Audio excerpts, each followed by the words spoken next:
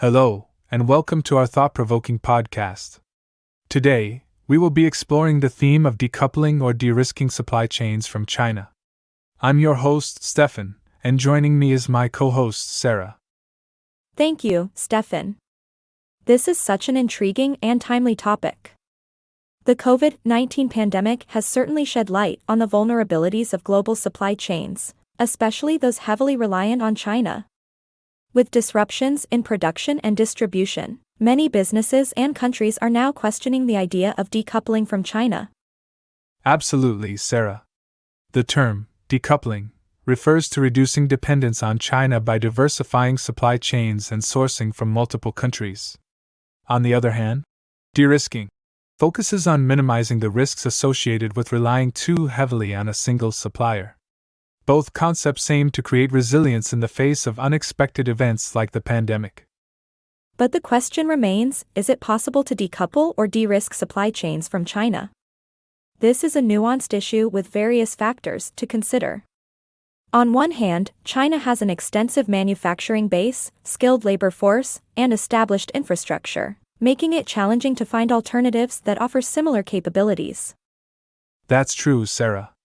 Additionally, China's large consumer market and role as a global trading hub cannot be easily replicated elsewhere.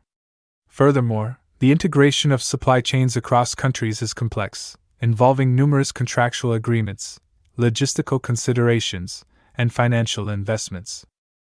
Indeed, Stefan. However, recent geopolitical tensions, trade disputes, and the need for risk mitigation have prompted some businesses and governments to explore alternative sourcing options.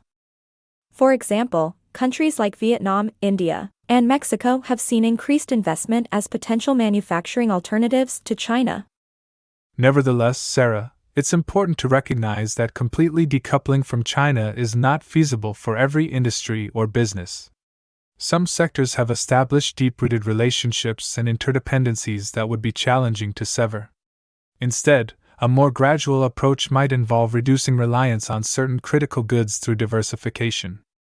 Absolutely, Stefan.